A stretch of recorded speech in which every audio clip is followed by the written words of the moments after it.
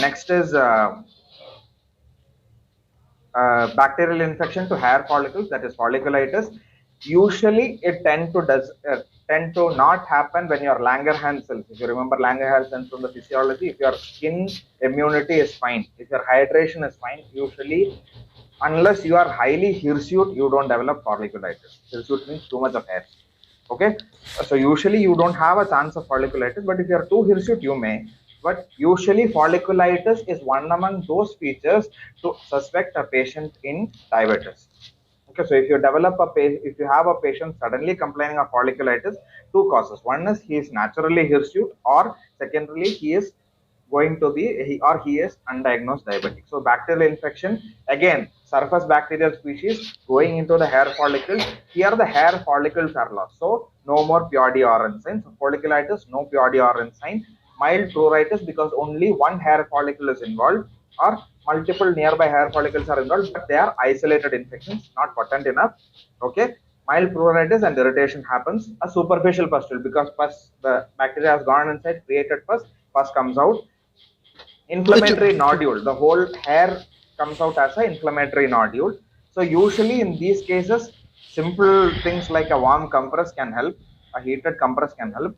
And if you want to start per se treatment, like in patients who are having a decreased immunity, in which you need to just give the body a little bit of help to kill the bacteria, you can start up a short course of cephalosporins, usually lasting 3 days.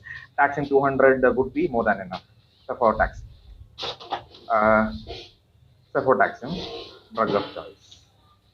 Okay, so furuncle and carbuncle, it is the next level. If you have not treated a folliculitis adequately enough, or if you have misdiagnosed, it further advances to become a furuncle. There, a skin follicle, a hair follicle, or 2-3 hair follicles which are very nearby, starts developing same infection altogether and becomes a abscess. So that is a situation in which you will have a abscess-like development. Okay. Sorry.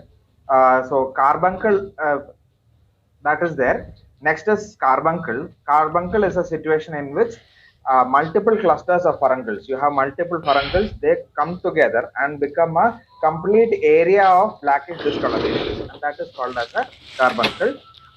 Usually, this needs surgical excision. Okay, furuncle usually an abscess removal, but otherwise also it's fine. But carbuncle always demands surgical intervention. Common in places like neck, breast, face, and buttocks. Nodule or pustule that discharges necrotic tissue and sanguinous pus. So obviously, when you have an abscess, your treatment is very straight cut, drainage, and covering antibiotics. Start with an antibiotic, see whether it subsides. In till furuncle stage, antibiotic is legitimate, but once it goes to carbuncle, it is must and should that you should start treating him with, antibiotics. Okay, done. So that is about furuncle and this one. Erythrasma, usually this is at places where you have friction. Okay, intertriginous infection. So basically a place where you have fold of skin plus hairs. So usually your shoulder pits, your inguinal or on the sides of the scrotum or on the genital, the gluteal notch, those areas usually you will have this. So usually caused by Clostridium minicidium. That is a common.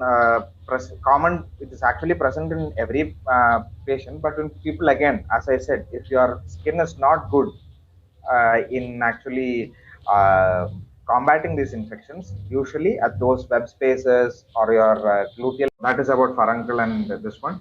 Erythrasma, usually this is at places where you have friction. Okay, intertriginous infection. So basically a place where you have fold of skin plus hairs. So usually your shoulder pits, your inguinal or on the sides of the scrotum or on the genital, the gluteal notch, those areas usually you will have this. So usually caused by Clostridium minicidium. That is a common. It is actually present in every patient, but in people, again, as I said, if your skin is not good in actually combating these infections, usually at those web spaces or your gluteal cleft, shoulder spaces, those spaces, usually you can have an infection like this. And once you get clostridial infection, it is very severe. So this is one among the clinical signs that you should always observe when you have a diabetic patient. Always look at web spaces. Okay, even if he doesn't complain of anything, look at always the web spaces, because in the early stages, a good dose of erythromycin or tetracycline 250 mg twice daily can cure this condition, along with supportive treatment. You should not expose it to moisture again. Moisture can worsen the condition. This can even go to a level of being a gas gangrene. Okay, gas gangrene is a very bad condition. Hidradenitis suppurativa, common condition. Um, Chronic scarring of apocrine glands. Apocrine glands are present at the base of every hair follicle because they secrete substances into the hair follicle. So in those cases, you will have a chronic scarring. Okay, so what I'm saying initially is you will have a swollen tender mass. So your primary lesion here would be a swollen tender mass, and it can usually be a pustule or even a vesicle or a bullae. Any of these three is the primary morphology. The secondary morphology that it can develop is two, either scarring or it can develop multiple sinus tracts. Okay, so how do you understand hidradenitis suppurativa? Primary being either a vesicle or bullae, which transforms in its secondary morphology into becoming either a sinus inwards or become swollen tender masses and having that typical bullous-like eruption. So you can see both here. So this is the bullous-like eruptions, and these are the sinuses being formed. Can you see them both? So this is a sinus.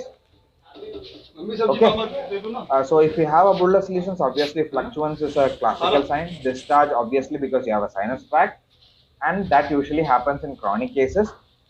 This usually is found to be congenital also, so you have to inquire. And usually intertrigus areas, axilla is the common location. In females, inferior aspect of the breast even can be a place for this. Very rare, but found. I have seen a case myself. So tetracycline, doxycycline is the treatment. And when you have extensive sinus formation, we usually go for a flap replacement. Okay. Pyoderma. This is pyoderma, which forms as bullous intertigo and creates a crust, usually common in children. That's why I've said it again. So Staphylococcus aureus, a hemolytic, beta hemolytic streptococci, primary or secondary, it can be seen in children who are malnourished and they form initially a pustule. They break open and create a honeycomb-like crust, which I've previously said in the class. Erysipelas and cellulitis is also a complication here. Viral infections, warts, human papillomavirus infection, usually by direct inoculation. Varicella plana is seen usually on hands and face, okay, and genital warts, condyloma accumulata, again one among the features which is seen in rectal examination, very very important, might even give you a difference of opinion when you have a sentinel tag and condyloma accumulata. You cannot differentiate quite easily. Usually salicylic acid and lactic acid derivatives can be answer for this. One among the common prescriptions which I give in my OPD is, see, your aspirin tablet acetyl is acetyl salicylic acid. So your aspirin tablet in coconut oil, if you mix it and apply it over what, that is usually a curative treatment.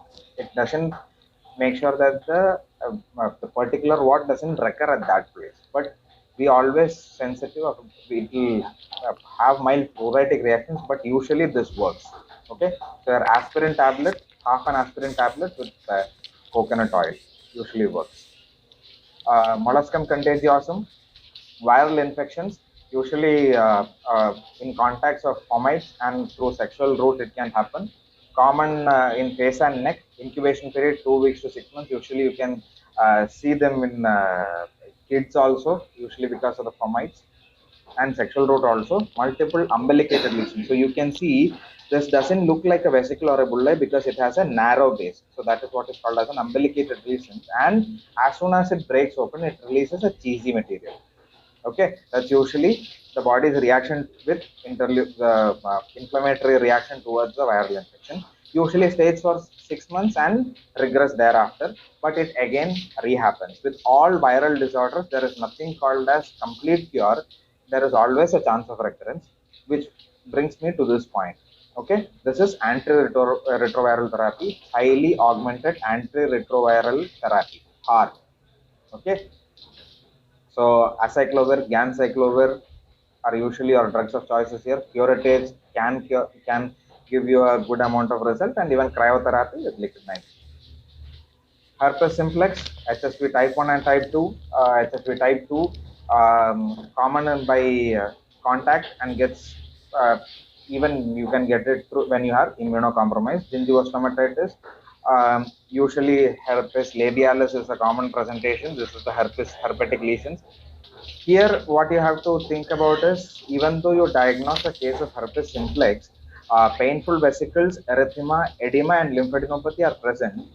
The treatment is acyclovir. It will be given to the patient. Usually, with Ayurvedic spectrum of people, the common disorders that happen is post-herpetic neuralgia because these herpes lesions usually follow the dermatomes and they usually create a remnant of their viral load inside neural tissue.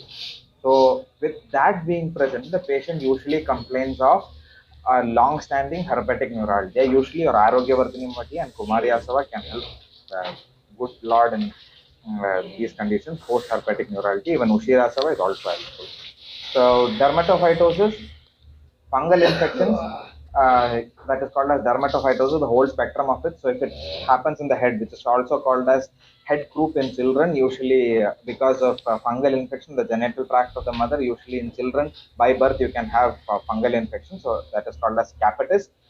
Corporis in the body, crural in the crural region, that is your near to your perineal region, feet, which is pedis, and in beard, this is also called as dermatophytosis barbae.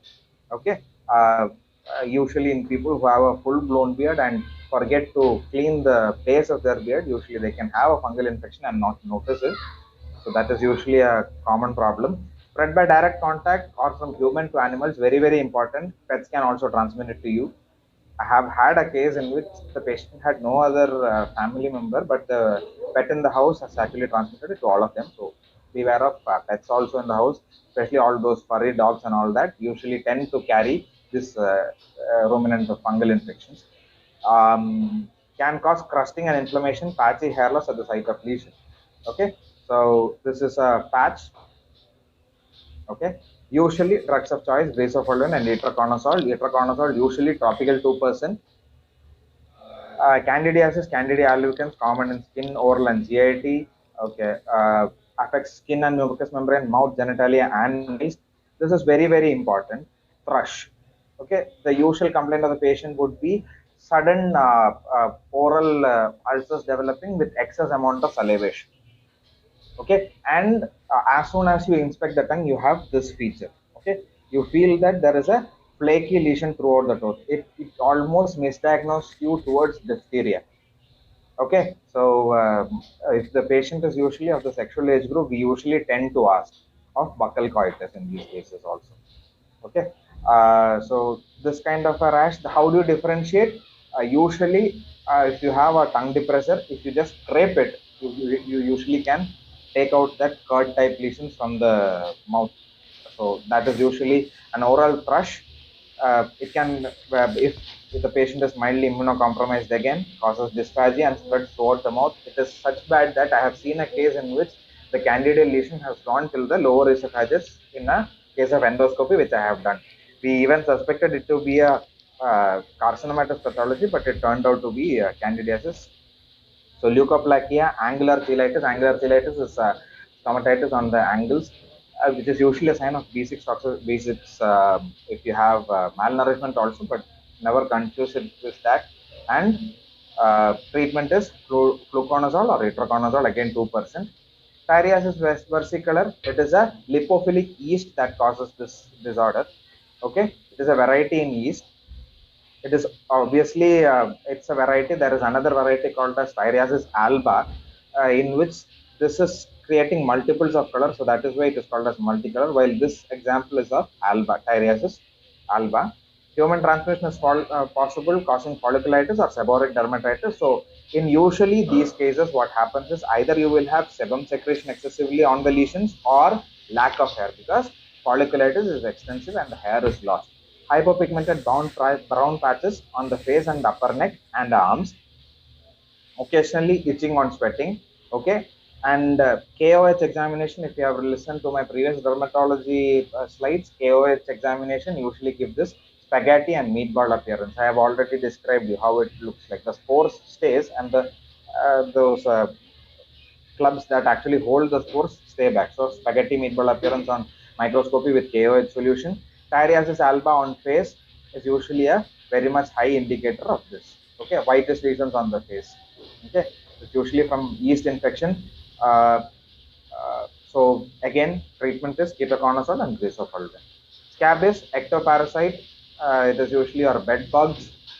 It's called as Sarcoptes scabiei var hominis because it is home to humans, found in humans. It even has host as other species like pets in the house. So allowing your dogs into your bed can also cause, if the dog has scabies, he can give it to you. Lack of hygiene and poverty make sure that the infection gets easily tracked inside your body. Pruritus worsening and end, because obviously because being an ectoparasite and because of the nematode species, it usually lays out its egg in the night. So pruritus during the night is classically featured. Burrow, you can see burrow in the previous presentation I have said that lesion through which the organism has gone into the body and the sinus bracket creates. You can see them. Okay. So usually seen in the perineal and flexor aspect of the wrist. So pyroderma can even result if the patient's immunity is again low. So it's secondary change. Though it initially creates a small papule, it creates a burrow later. And if the patient is not, if the patient is immunocompromised, he can even develop pyroderma or eczema in later stages. Permethrin, that's usually a drug which is used in medication like as a insecticide, pipermethrin. Its derivative is permethrin. That can also be used, or even erythromycin as oral antibiotic. Acne, usually acne is just only a chronic inflammation of pilosebaceous gland due to sebum, so not sebum excess or hair growth restriction. Okay, which will make sure that the sebum secretion is also very minimal. So based on the growth of your hair, you have sebum secretion. So secondarily, what can cause is this Probacterium acnes. If this is created, what happens is rather than having a simple acne, it can actually go into becoming a pustule later. Okay, so you can have an acne, but it is acne with pus inside it if it is secondarily infected by this. Cellular debris and usually forms comedones, and I have given the explanation of what is actinic excori, infantile acne. Infantile acne, no treatment required. Conglomerator treatment required. Occupational exposure should be reduced. Gentle washing so that those excess amount of the tissue that is actually blocking the comedone, sorry, the pilosebaceous gland is washed off. So mild scrubbing agent like charcoal, charcoal derivatives can be used, or topical antibiotic.